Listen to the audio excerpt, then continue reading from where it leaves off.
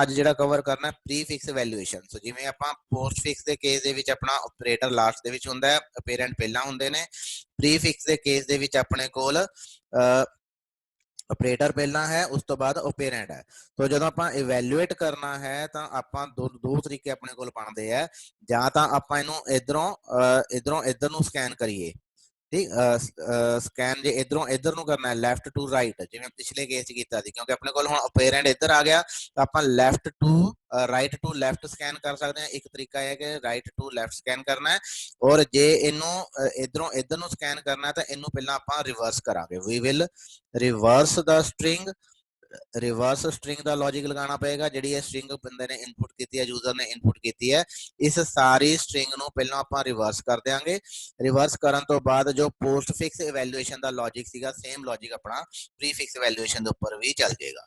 दूसरा तरीका की है कि ਆਪਾਂ ਲੈਫਟ ਟੂ ਰਾਈਟ ਜਾਣ ਦੀ ਬਜਾਏ ਰਾਈਟ ਟੂ ਲੈਫਟ ਇਹਨੂੰ ਸਕੈਨ ਕਰਾਂਗੇ ਅਤੇ ਸੇਮ ਪ੍ਰੋਸੈਸ ਜਿਹੜਾ ਕਿ ਆਪਣਾ ਪੋਸਟ ਫਿਕਸ ਵਾਸਤੇ ਸੀਗਾ ਕਿ ਜੇ ਓਪੇਰੈਂਟ ਮਿਲਦਾ ਹੈ ਤਾਂ ਉਹਨੂੰ ਸਟੈਕ ਦੇ ਵਿੱਚ ਪੁਸ਼ ਕਰ ਦੇਣਾ ਹੈ, ਜੇ ਓਪਰੇਟਰ ਮਿਲਦਾ ਹੈ ਤਾਂ ਆਪਾਂ ਉੱਪਰਲੇ ਦੋ ਐਲੀਮੈਂਟ ਰਿਮੂਵ ਕਰਨੇ ਆ, ਉਹਨਾਂ ਦੇ ਉੱਪਰ ਆਪਰੇਸ਼ਨ ਪਰਫਾਰਮ ਕਰਨਾ ਹੈ ਤੇ ਫਾਈਨਲ ਰਿਜ਼ਲਟ ਪੁਸ਼ ਕਰ ਦੇਣਾ ਹੈ। तो एल्गोरिदम सेम है, एल्गोरिदम अपना बिल्कुल सेम है जो पोस्ट फिक्स वाला सीगा। जो फाइनल स्टैक ਦੇ ਵਿੱਚ ਪਿਆ ਹੋਏਗਾ ਉਹੀ ਆਪਣਾ ਰਿਜ਼ਲਟ ਹੋਏਗਾ ਤਾਂ ਉਹਨੂੰ ਆਪਣਾ ਪੌਪ ਕਰਕੇ ਡਿਸਪਲੇ ਕਰ ਦੇਣਾ। ਸਿਰਫ ਲੌਜਿਕ ਜਿਹੜਾ ਚੇਂਜ ਹੋਣਾ ਉਹ ਸਿਰਫ ਇਸ ਜਗ੍ਹਾ ਦੇ ਉੱਪਰ ਹੈ, ਕਿਉਂਕਿ ਆਪਣਾ ਐਕਸਪ੍ਰੈਸ਼ਨ ਪ੍ਰੀਫਿਕਸ ਦੇ ਵਿੱਚ ਆਪਰੇਟਰ ਪਹਿਲਾਂ ਆਉਂਦਾ ਹੈ ਤਾਂ ਆਪਾਂ ਐਕਸਪ੍ਰੈਸ਼ਨ ਨੂੰ ਰਾਈਟ ਟੂ ਲੈਫਟ ਸਕੈਨ ਕਰਾਂਗੇ, ਨਾ ਕਿ ਲੈਫਟ ਟੂ ਰਾਈਟ। ਜੇ ਤੁਸੀਂ ਲੈਫਟ ਟੂ ਰਾਈਟ ਕਰਨਾ ਹੈ ਤਾਂ ਤੁਹਾਡੇ ਕੋਲ ਕੀ ਆਪਸ਼ਨ ਹੈ, ਤੁਸੀਂ ਇਸ ਸਟ੍ਰਿੰਗ ਨੂੰ ਰਿਵਰਸ ਕਰ ਲਓ। ਰਿਵਰਸ ਕਰਨ ਤੋਂ ਬਾਅਦ ਤੁਸੀਂ ਉਹਨੂੰ ਦੁਬਾਰਾ ਸੇਮ ਪੋਸਟ ਫਿਕਸ ਵਾਲਾ ਜਿਹੜਾ ਇਵੈਲੂਏਸ਼ਨ ਵਾਲਾ ਲੌਜਿਕ ਹੈ ਉਹਦੇ ਨਾਲ ਤੁਸੀਂ ਇਹਨੂੰ ਕਰ ਸਕਦੇ ਹੋ। ਸੋ ਇਜ਼ ਦੈਟ ਕਲੀਅਰ? ਕਿਸੇ ਨੂੰ ਕੋਈ ਡਾਊਟ ਹੋਵੇ ਤਾਂ ਇਸ ਲੌਜਿਕ ਦੇ ਵਿੱਚ, ਹੁਣ ਤੱਕ ਜਿੰਨਾ ਵੀ ਆਪਾਂ ਪ੍ਰੋਗਰਾਮ ਕੀਤੇ ਆ ਉਹਨਾਂ ਦੇ ਵਿੱਚ ਕੋਈ ਡਾਊਟ ਹੋਵੇ? ਦੈਨ ਆਪਣੇ ਕੋਲ ਆ ਗਿਆ ਕਨਵਰਜਨਾਂ ਦਾ। ਆਪਣੇ ਕੋਲ 6 ਤਰ੍ਹਾਂ ਦੀਆਂ ਕਨਵਰਜਨ ਹੈਗੀਆਂ ਨੇ, infix to postfix, infix to prefix, postfix to prefix ਤੇ prefix to postfix. So ਇਦਾਂ ਦੇ ਕਰਕੇ ਆਪਣੇ ਕੋਲ 6 ਕੰਬੀਨੇਸ਼ਨ ਬਣਦੇ ਆ। ਤਾਂ ਉਹਨਾਂ ਦੇ ਵਿੱਚੋਂ ਆਪਾਂ ਸਟਾਰਟ ਕਰਾਂਗੇ ਇਨਫਿਕਸ ਟੂ ਪੋਸਟ ਫਿਕਸ, ਜਿਹੜੀ ਕਿ ਸਭ ਤੋਂ ਕੰਪਲੈਕਸ ਮੰਨੀ ਜਾਂਦੀ ਹੈ, ਸਭ ਤੋਂ ਮੁਸ਼ਕਿਲ ਮੰਨੀ ਜਾਂਦੀ ਹੈ। ਬਟ ਇਹ ਜੇ ਤੁਹਾਨੂੰ ਸਮਝ ਆ ਗਈ ਤਾਂ ਬਾਕੀ ਦੀਆਂ ਤੁਸੀਂ ਆਰਾਮ ਨਾਲ ਸਾਰੀਆਂ ਸਮਝ ਲਓਗੇ। ਤਾਂ ਆਪਾਂ ਇਹਨੂੰ 1 ਬਾਏ 1 ਸਟੈਪ ਬਾਏ ਸਟੈਪ ਕਿਵੇਂ ਹੁਣ ਚੱਲਣਾ ਹੈ ਔਰ ਉਹਦੀ ਇੱਕ ਐਗਜ਼ਾਮਪਲ ਲੈ ਕੇ ਵੀ ਨਾਲ ਕਰਾਂਗੇ।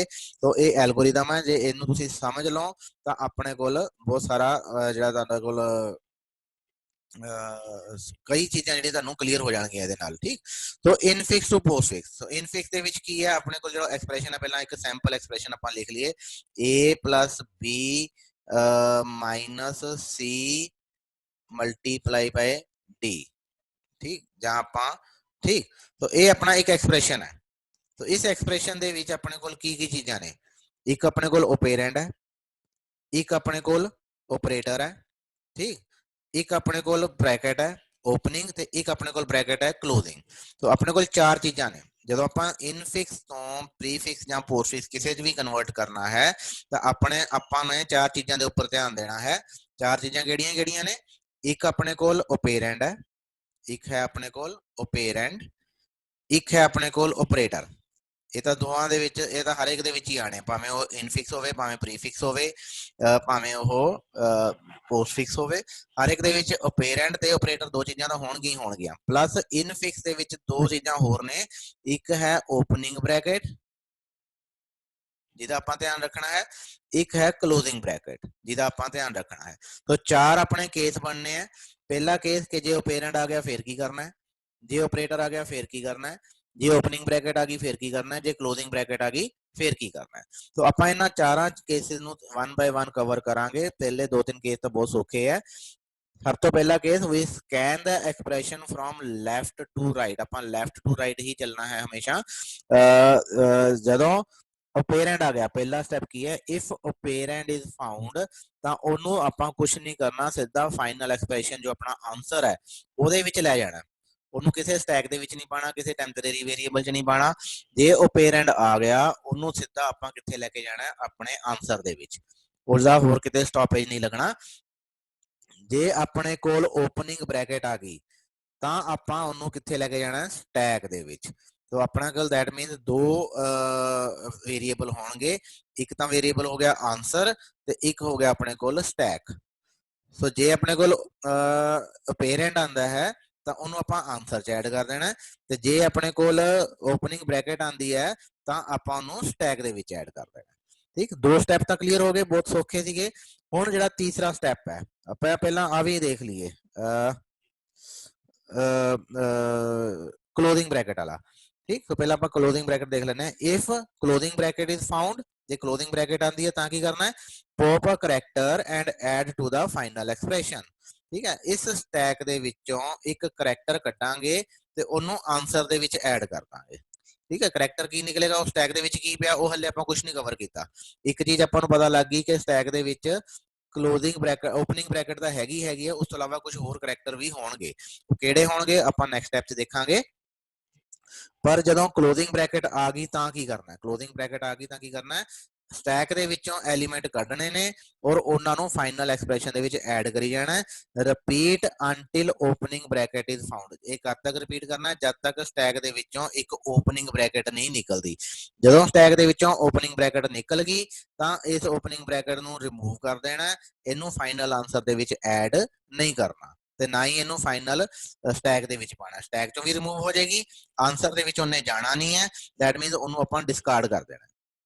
ठीक है, तो ਜਿਹੜੀ क्लोजिंग ब्रैकेट है ਉਹ ਤਾਂ ਆਟੋਮੈਟਿਕਲੀ ਡਿਸਕਾਰਡ ਹੋ ਗਈ, ਉਹਨੂੰ ਆਪਾਂ ਕਿਤੇ ਵੀ ਐਡ ਨਹੀਂ ਕਰਨਾ। ਠੀਕ, तो ਆਪਣੇ ਕੋਲ ਕੀ ਹੈ ਹੁਣ ਤੱਕ, ਕੀ ਹੋ ਗਿਆ ਆਪਣੇ ਕੋਲ ਕਿ ਆਪਾਂ ਨੇ ਕੀ ਕੁਝ ਕਵਰ ਕੀਤਾ ਕਿ ਕੀ ਕੁਝ ਹੋ ਗਿਆ। ਜੇ ਆਪਣੇ ਕੋਲ ਓਪੇਰੈਂਡ ਹੈ, ਜੇ ਆਪਣੇ ਕੋਲ ਕੀ ਹੈ ਓਪੇਰੈਂਡ ਹੈ ਤਾਂ ਉਹਨੂੰ ਆਪਾਂ ਫਾਈਨਲ ਆਨਸਰ ਦੇ ਵਿੱਚ ਪਾ ਦੇਣਾ, ਤੇ ਜੇ ਆਪਣੇ ਕੋਲ ਓਪੇਰੈਂਡ ਦੀ ਜਗ੍ਹਾ ਤੇ ਓਪਨਿੰਗ ਬ੍ਰੈਕਟ ਹੈ ਤਾਂ ਉਹ ਸਟੈਕ ਦੇ ਵਿੱਚ ਜਾਏਗੀ, ਤੇ ਜੇ ਕਲੋਜ਼ਿੰਗ ਬ੍ਰੈਕਟ ਹੈ ਤਾਂ ਸਟੈਕ ਦੇ ਵਿੱਚੋਂ ਕਰੈਕਟਰ ਨਿਕਲ ਕੇ ਆਨਸਰ ਦੇ ਵਿੱਚ ਆਈ ਜਾਣਗੇ। ਕਦੋਂ ਤੱਕ, ਜਦੋਂ ਤੱਕ ਉਹਦੇ ਵਿੱਚੋਂ ਓਪਨਿੰਗ ਬ੍ਰੈਕਟ ਨਹੀਂ ਨਿਕਲਦੀ। ਜਦੋਂ ਓਪਨਿੰਗ ਬ੍ਰੈਕਟ ਨਿਕਲੇਗੀ ਉਹਨੂੰ ਨਾ ਤਾਂ ਆਪਾਂ ਆਨਸਰ ਚ ਪਾਉਣਾ ਹੈ ਤੇ ਨਾ ਹੀ ਉਹਨੂੰ ਆਪਾਂ ਸਟੈਕ ਦੇ ਵਿੱਚ ਰੱਖਣਾ, ਉਹਨੂੰ ਆਪਾਂ ਡਿਸਕਾਰਡ ਕਰ ਦੇਣਾ। ਤੇ ਜਿਹੜੀ ਇਹ ਕਲੋਜ਼ਿੰਗ ਬ੍ਰੈਕਟ ਸੀਗੀ, ਜਿਹੜੀ ਇਹ ਕਲੋਜ਼ਿੰਗ ਬ੍ਰੈਕਟ ਸੀ ਉਹਨੂੰ ਆਪਾਂ ਨੇ ਉਹਨੂੰ ਵੀ ਡਿਸਕਾਰਡ ਕਰ ਦੇਣਾ, ਉਹਨੂੰ ਵੀ ਕਿਤੇ ਐਡ ਨਹੀਂ ਕਰਨਾ। ਠੀਕ, ਸੋ ਇਸ ਤਰ੍ਹਾਂ ਕਰਕੇ ਆਪਾਂ ਇਹ ਤਿੰਨ ਜਿਹੜੇ ਸਟੈਪ ਨੇ, ਤਿੰਨ ਜਿਹੜੇ ਕੇਸਿਸ ਨੂੰ ਆਪਣੇ ਕਵਰ ਹੋ ਗਏ। ਹੁਣ ਆਪਣਾ ਇੱਕ ਕੇਸ ਇੰਪੋਰਟੈਂਟ ਕੇਸ ਜਿਹੜਾ ਰਹਿ ਗਿਆ ਓਪਰੇਟਰ ਦਾ, ਕਿ ਜਦੋਂ ਓਪਰੇਟਰ ਆਏਗਾ ਫਿਰ ਕੀ ਕਰਨਾ ਹੈ। ਜਦੋਂ ਓਪਰੇਟਰ ਆਏਗਾ ਤਾਂ ਆਪਣੇ ਕੋਲ ਥੋੜਾ ਜਿਹਾ ਕੰਪਲਿਕੇਟਡ ਸਟੈਪ ਹੈ, ਇੱਥੇ ਥੋੜਾ ਜਿਹਾ ਧਿਆਨ ਨਾਲ ਸੁਣਨ ਵਾਲੀ ਗੱਲ ਹੈ। ਠੀਕ ਹੈ, ਜਦੋਂ ਓਪਰੇਟਰ ਆਏਗਾ ਤਾਂ ਆਪਾਂ ਨੇ ਕੀ ਕਰਨਾ ਹੈ, ਆਪਾਂ ਨੇ ਇੱਕ ਕਰੈਕਟਰ ਸਟੈਕ ਦੇ ਵਿੱਚੋਂ ਕੱਢਣਾ ਹੈ। ठीक है, ਆਪਾਂ ਨੇ ਕੀ ਕਰਨਾ ਹੈ, ਇੱਕ character pop a character from stack, stack ਚੋਂ ਇੱਕ ਕਰੈਕਟਰ ਕੱਢਾਂਗੇ ਤੇ ਜੇ ਉਹ ਕਰੈਕਟਰ ਆਪਰੇਟਰ ਆ ਜਾਂਦਾ ਹੈ, ਜੇ ਉਹ ਕਰੈਕਟਰ ਆਪਰੇਟਰ ਹੀ ਨਿਕਲਦਾ ਹੈ, ਠੀਕ, ਦੈਟ ਮੀਨਸ ਸਟੈਕ ਦੇ ਵਿੱਚ ਕੀ ਕੁਛ ਹੈ, ਸਟੈਕ ਦੇ ਵਿੱਚ ਇੱਕ ਤਾਂ ਓਪਨਿੰਗ ਬ੍ਰੈਕਟ ਹੈ ਪਲੱਸ ਸਟੈਕ ਦੇ ਵਿੱਚ ਆਪਰੇਟਰ ਵੀ ਪਏ ਹੋ ਸਕਦੇ ਆ। ਠੀਕ ਹੈ, ਸਟੈਕ ਦੇ ਵਿੱਚ ਦੋ ਚੀਜ਼ਾਂ ਹੋਣਗੀਆਂ, ਓਪਨਿੰਗ ਬ੍ਰੈਕਟ ਤੇ ਆਪਰੇਟਰ, ਦੋਨਾਂ ਚੀਜ਼ਾਂ ਨੂੰ ਆਪਾਂ ਸਟੈਕ ਦੇ ਵਿੱਚ ਪਾਉਣਾ ਆ। ਪਰ ਸਟੈਕ ਦੇ ਵਿੱਚ ਜਦੋਂ ਵੀ ਕੋਈ ਆਪਰੇਟਰ ਆਂਦਾ ਉਹਨੂੰ ਸਟੈਕ ਦੇ ਵਿੱਚ ਪਾਉਣ ਤੋਂ ਪਹਿਲਾਂ ਆਪਾਂ ਸਟੈਕ ਦੇ ਵਿੱਚੋਂ ਜਿਹੜਾ ਟੌਪ ਤੇ ਐਲੀਮੈਂਟ ਪਿਆ ਉਹਨੂੰ ਕੱਢ ਕੇ ਦੇਖਾਂਗੇ। ਠੀਕ ਹੈ, pop a character from stack and if operator, ਜਿਹੜਾ ਸਟੈਕ ਚੋਂ ਆਪਾਂ ਕਰੈਕਟਰ ਕੱਢ ਰਹੇ ਹਾਂ, ਜਦੋਂ ਕਿਉਂਕਿ ਦੋ ਚੀਜ਼ਾਂ ਪਈਆਂ ਨੇ, ਬ੍ਰੈਕਟ ਵੀ ਪਈ ਹੈ ਤੇ ਕਰੈਕਟਰ ਵੀ ਪਿਆ ਹੈ, ਤਾਂ ਦੋਨਾਂ ਦੇ ਜਦੋਂ ਸਟੈਕ ਚੋਂ ਕੁਝ ਕੱਢਾਂਗੇ ਤਾਂ ਹੋ ਸਕਦਾ ਬ੍ਰੈਕਟ ਨਿਕਲ ਆਵੇ, ਹੋ ਸਕਦਾ ਆਪਰੇਟਰ ਨਿਕਲ ਆਵੇ। तो ਜੇ ਆਪਰੇਟਰ ਨਿਕਲਦਾ ਫਿਰ ਕੀ ਕਰਨਾ ਹੈ, फिर दो केस बन गए, ਜਾਂ ਤਾਂ ਬ੍ਰੈਕਟ ਨਿਕਲੇਗੀ ਜਾਂ ਆਪਰੇਟਰ ਨਿਕਲੇਗਾ। ਜੇ ਆਪਰੇਟਰ ਨਿਕਲਦਾ ਹੈ ਦੈਨ ਆਪਾਂ ਉਹਦੀ ਪਰਸੀਡੈਂਸ ਚੈੱਕ ਕਰਾਂਗੇ। ਜੇ ਪਰਸੀਡੈਂਸ ਮੋਰ ਦੈਨ ਕਰੰਟ ਆਪਰੇਟਰ, ਜਿਹੜਾ ਹੁਣ ਆਪਣੇ ਕੋਲ ਜਿਹਦੇ ਨਾਲ ਆਪਾਂ ਕੰਪੇਅਰ ਕਰ ਰਹੇ ਹਾਂ, ਜਿਹੜਾ ਆ ਆਪਰੇਟਰ ਆਇਆ ਸੀਗਾ, ਇਸ ਆਪਰੇਟਰ ਤੋਂ ਪਰਸੀਡੈਂਸ ਇਹਦੀ ਵੱਧ ਆ। ਠੀਕ ਹੈ, ਇਸ ਆਪਰੇਟਰ ਤੋਂ ਪਰਸੀਡੈਂਸ ਵੱਧ ਹੈ, ਦੈਟ ਮੀਨਸ ਨਿਕਲਿਆ ਤਾਂ ਸੀਗਾ ਆਪਣੇ ਕੋਲ ਕਰੰਟਲੀ ਸੀਗਾ ਮਾਈਨਸ ਤੇ ਸਟੈਕ ਚੋਂ ਨਿਕਲ ਆਇਆ ਸਟਾਰ। ਹੁਣ ਸਟਾਰ ਦੀ ਜਿਹੜੀ ਪਰਸੀਡੈਂਸ ਹੈ, ਮਲਟੀਪਲੀਕੇਸ਼ਨ ਦੀ ਜੋ ਪਰਸੀਡੈਂਸ ਹੈ ਮਾਈਨਸ ਨਾਲੋਂ ਵੱਧ ਹੈ। So if the precedence is more to the current operator, current operator ਆਪਣੇ ਕੋਲ ਹੱਥ ਦੇ ਵਿੱਚ ਸੀਗਾ ਮਾਈਨਸ, ਸਟੈਕ ਚੋਂ ਨਿਕਲ ਆਇਆ ਸਟਾਰ, ਇਹਦੀ ਪਰਸੀਡੈਂਸ ਇਹਦੇ ਨਾਲੋਂ ਵੱਧ ਹੈ, ਤਾਂ ਸਟਾਰ ਨੂੰ ਇੱਥੋਂ ਕੱਢ ਕੇ ਆਪਾਂ ਨੇ ਆਨਸਰ ਦੇ ਵਿੱਚ ਐਡ ਕਰ ਦੇਣਾ ਹੈ। ठीक, so if की होएगा, if operator is found we will pop a character from the stack and if operator stack चों फिर operator निकल सकता है then we will compare the precedence compare ਕਰਾਂਗੇ ਜੇ stack ਚੋਂ ਜੋ ਨਿਕਲਿਆ ਉਹਦੀ precedence ਵੱਧ ਹੈ then we will move it to the final string ਤਾਂ ਇਹ final answer ਦੇ ਵਿੱਚ ਐਡ ਹੋ ਜਾਏਗੀ ਤੇ ਉਸ ਤੋਂ ਬਾਅਦ ਕੀ ਕਰਾਂਗੇ ਉਸ ਤੋਂ ਬਾਅਦ ਅਗਲਾ ਕਰੈਕਟਰ ਕੱਢਾਂਗੇ ਅਗਲੇ ਕਰੈਕਟਰ ਨੂੰ ਕੱਢ ਕੇ ਵੀ ਆਪਾਂ ਫੇਰ ਕੰਪੇਅਰ ਕਰਾਂਗੇ ਕਰੰਟ ਹੈਗਾ ਆਪਣੇ ਕੋਲ ਮਾਈਨਸ ਅਗਲਾ ਕਰੈਕਟਰ ਸਪੋਜ਼ ਨਿਕਲ ਆਇਆ ਪਲੱਸ ਦਾ ठीक है प्रेसिडेंस सेम है ठीक है प्रेसिडेंस सेम है सेम और इक्वल ठीक सो प्रेसिडेंस सेम और इक्वल ਤਾਂ ਵੀ ਕੀ ਕਰਾਂਗੇ ਤਾਂ ਵੀ ਇਹਨੂੰ ਮੂਵ ਕਰਾਂਗੇ ਫਾਈਨਲ ਸਟ੍ਰਿੰਗ ਦੇ ਵਿੱਚ ਇਹ ਸਟੈਪ ਤਦ ਤੱਕ ਰਿਪੀਟ ਹੁੰਦੇ ਰਹਿਣਗੇ ਉਹ ਸਾਰੇ ਕੈਰੈਕਟਰ ਵਾਸਤੇ ਜਿਨ੍ਹਾਂ ਦੀ ਪ੍ਰੈਸਿਡੈਂਸ ਇਸ ਤੋਂ ਵੱਧ ਆ ਠੀਕ ਸੋ ਜੇ ਕਿਸੇ ਜਗ੍ਹਾ ਤੇ ਕਿਸੇ ਕੋਈ ਕੈਰੈਕਟਰ ਫੋਰ ਐਗਜ਼ਾਮਪਲ ਆਪਣੇ ਕੋਲ ਮਲਟੀਪਲੀਕੇਸ਼ਨ ਹੈ ਬਟ ਵਿੱਚੋਂ ਮਾਈਨਸ ਨਿਕਲ ਆਇਆ ठीक है स्टैक ਦੇ ਵਿੱਚੋਂ ਮਾਈਨਸ ਨਿਕਲ ਆਇਆ ਹੁਣ ਇਹਦੀ ਪ੍ਰੈਸਿਡੈਂਸ ਤੋਂ ਘੱਟ ਆ ਤਾਂ ਆਪਾਂ ਕੀ ਕਰਾਂਗੇ ਇਹਨੂੰ ਵਾਪਸ ਸਟੈਕ ਦੇ ਵਿੱਚ ਪਾਵਾਂਗੇ ਤੇ ਇਹਨੂੰ ਵੀ ਸਟੈਕ ਦੇ ਵਿੱਚ ਪਾ ਦਿਆਂਗੇ ਠੀਕ ਸੋ ਤਾਂ ਕੀ ਹੋਏਗਾ we will push the current operator in the stack ठीक सो ये सारा काम रिपीट करी जाना है तब तक जब तक कि ये सारा रुकदा नहीं है जब तक ये करंट ऑपरेटर स्टैक दे विच आउंदा नहीं हैगा करंट ऑपरेटर स्टैक च कदों आएगा करंट ऑपरेटर स्टैक दे विच उदों आएगा जदों दो कंडीशनां होणगीਆਂ पहली कंडीशन कि जो स्टैक चों निकलिया ओदी प्रेसिडेंस घट आ ते जां स्टैक दे विचों ओपनिंग ब्रैकेट निकल आई दोनों ही केसेस ਦੇ ਵਿੱਚੋਂ ਆਪਾਂ ਜੋ ਵੀ ਸਟੈਕ ਚੋਂ ਨਿਕਲਿਆ ਉਹਨੂੰ ਵਾਪਸ ਸਟੈਕ ਦੇ ਵਿੱਚ ਪਾਣਾ ਹੈ ਪਲੱਸ ਆ ਆਪਰੇਟਰ ਜਿਹੜਾ ਹੈ ਉਹਨੂੰ ਵੀ ਸਟੈਕ ਦੇ ਵਿੱਚ ਪਾਣਾ ਹੈ ठीक है उस तो बाद ਜਦੋਂ ਐਕਸਪ੍ਰੈਸ਼ਨ ਖਤਮ ਹੋ ਗਿਆ ਜੇ ਕੁਝ ਸਟੈਕ ਦੇ ਵਿੱਚ ਬਚਿਆ ਹੈ whatever left in the stack ਉਹਨੂੰ 1 by 1 ਕੱਢਣਾ ਹੈ ਤੇ ਉਹਨੂੰ ਫਾਈਨਲ ਐਕਸਪ੍ਰੈਸ਼ਨ ਦੇ ਵਿੱਚ ਐਡ ਕਰ ਦੇਣਾ ਹੈ ਉਹਦੇ ਵਿੱਚ ਕੁਝ ਨਹੀਂ ਬਚਿਆ ਜੋ ਕੁਝ ਵੀ ਬਚਦਾ ਹੈ ਉਹਨੂੰ ਆਪਾਂ ਐਸ ਸੱਚ ਫਾਈਨਲ ਐਕਸਪ੍ਰੈਸ਼ਨ ਦੇ ਵਿੱਚ ਐਡ ਕਰ ਦਾਂਗੇ ਤਾਂ ਫਾਈਨਲ ਉਸ ਤੋਂ ਬਾਅਦ ਆਪਣੇ ਕੋਲ ਜੋ ਆਨਸਰ ਆਏਗਾ that will be expression in the postfix notation तो ਆਪਾਂ ਇੱਕ ਐਗਜ਼ਾਮਪਲ ਦੇਖਾਂਗੇ ਹੁਣ ਇਹਦੇ ਵਿੱਚ ਛੋਟੀ ਜੀ ਜਿਹਦੇ ਨਾਲ ਤੁਹਾਨੂੰ ਥੋੜਾ ਜਿਹਾ ਹੋਰ ਕਲੀਅਰ ਹੋ ਜਾਏਗਾ फॉर एग्जांपल मेरे को एक्सप्रेशन है w minus 5.1 divided by sum multiply by 2 तो ਆਪਾਂ ਇਸ ਐਕਸਪ੍ਰੈਸ਼ਨ ਨੂੰ ਸੋਲਵ ਕਰਨਾ ਹੈ ਇਸ ਐਕਸਪ੍ਰੈਸ਼ਨ ਨੂੰ ਸੋਲਵ ਕਰਨ ਲੱਗੇ ਆਪਾਂ ਸਭ ਤੋਂ ਪਹਿਲਾਂ ਲੈਫਟ ਟੂ ਰਾਈਟ ਸਕੈਨ ਕਰਾਂਗੇ ਆਪਣੇ ਕੋਲ ਦੋ ਚੀਜ਼ਾਂ ਨੇ ਇੱਕ ਤਾਂ ਆਪਣੇ ਕੋਲ ਸਟੈਕ ਹੈ ਤੇ ਇੱਕ ਆਪਣੇ ਕੋਲ ਫਾਈਨਲ ਆਨਸਰ ਹੈ तो ਸਟੈਕ ਦੇ ਵਿੱਚ ਕੀ ਜਾਏਗਾ ਆਨਸਰ ਦੇ ਵਿੱਚ ਕੀ ਜਾਏਗਾ ਆਪਾਂ ਸਟੈਪ ਬਾਈ ਸਟੈਪ ਚੈੱਕ ਕਰਦੇ ਹਾਂ ਸਭ ਤੋਂ ਪਹਿਲਾਂ ਆਪਾਂ ਇੱਕ ਪਹਿਲਾ ਕਰੈਕਟਰ ਆ ਗਿਆ पहला करैक्टर क्योंकि ओपेरेंड है ओपेरेंड किथे जाएगा सीधा फाइनल आंसर दे विच दूसरा जिहड़ा करैक्टर आ गया वो है अपना माइनस माइनस की है कि स्टैक क्योंकि हले एम्प्टी थी कुछ भी ਉਹਦੇ ਚੋਂ पॉप नहीं होना तो बाय डिफॉल्ट माइनस सीधा स्टैक ਦੇ ਵਿੱਚ चले गया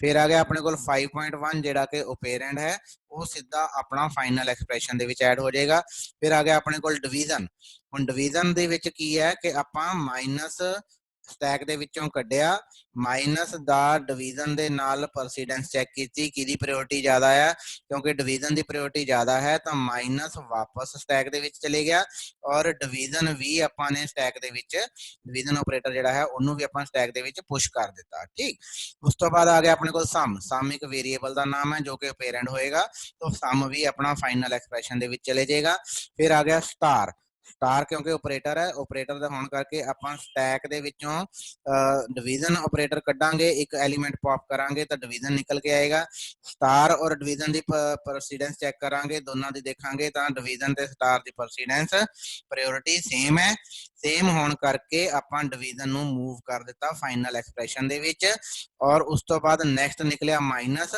माइनस दी ते एदी प्रायोरिटी दा डिफरेंस है माइनस घट प्रायोरिटी वाला है तो वापस माइनस चले जाएगा और ਆਪਾਂ ਜਿਹੜਾ ਡਿਵੀਜ਼ਨ ਹੈ ਉਹਨੂੰ ਆਪਣਾ ਮਲਟੀਪਲੀਕੇਸ਼ਨ ਹੈ ਉਹਨੂੰ ਵੀ ਆਪਾਂ ਸਟੈਕ ਦੇ ਵਿੱਚ ਪਾ ਦੇਾਂਗੇ ਠੀਕ ਸੋ ਉਸ ਤਰ੍ਹਾਂ ਕਰਕੇ ठीक उस तो बाद अपना मल्टीप्लिकेशन निकल आया सीगा मल्टीप्लिकेशन दी परसेंटेज ਜਿਹੜੀ ਹੈ ਮਾਈਨਸ ਤੋਂ ਵੱਧ ਹੈ ਇਸ ਕਰਕੇ ਮਾਈਨਸ ਵੀ ਸਟੈਕ ਦੇ ਵਿੱਚ ਚਲ ਜਾਏਗਾ ਔਰ ਮਲਟੀਪਲੀਕੇਸ਼ਨ ਵੀ ਸਟੈਕ ਦੇ ਵਿੱਚ ਵਾਪਸ ਆ ਜਾਏਗਾ ਆਪਣੇ ਕੋਲ ਉਸ ਤੋਂ ਬਾਅਦ ਲਾਸਟ ਦੇ ਵਿੱਚ ਆਪਣੇ ਕੋਲ 2 ਹੈ ਕਿਉਂਕਿ ਓਪੇਰੈਂਡ ਹੈ ਓਪੇਰੈਂਡ ਫਾਈਨਲ ਐਕਸਪ੍ਰੈਸ਼ਨ ਦੇ ਵਿੱਚ ਚਲੇ ਜਾਏਗਾ ਔਰ ਉਸ ਤੋਂ ਬਾਅਦ ਜੋ ਕੁਝ ਵੀ ਸਟੈਕ ਦੇ ਵਿੱਚ ਬਚਿਆ ਹੈ ਆਪਾਂ ਕਿਉਂਕਿ ਐਕਸਪ੍ਰੈਸ਼ਨ ਖਤਮ ਹੋ ਗਿਆ ਜੋ ਕੁਝ ਵੀ ਸਟੈਕ ਦੇ ਵਿੱਚ ਬਚਿਆ 1 ਬਾय 1 ਕੱਢਾਂਗੇ ਔਰ ਫਾਈਨਲ ਐਕਸਪ੍ਰੈਸ਼ਨ ਚ ਪਾ ਦੇਾਂਗੇ ਸਭ ਤੋਂ ਪਹਿਲਾਂ ਸਟਾਰ ਨਿਕਲੇਗਾ फिर अपने को माइनस निकलेगा तो जो स्टैक खाली होगी जो इत्थे स्ट्रिंग बन गई वही अपना फाइनल आंसर बन गया।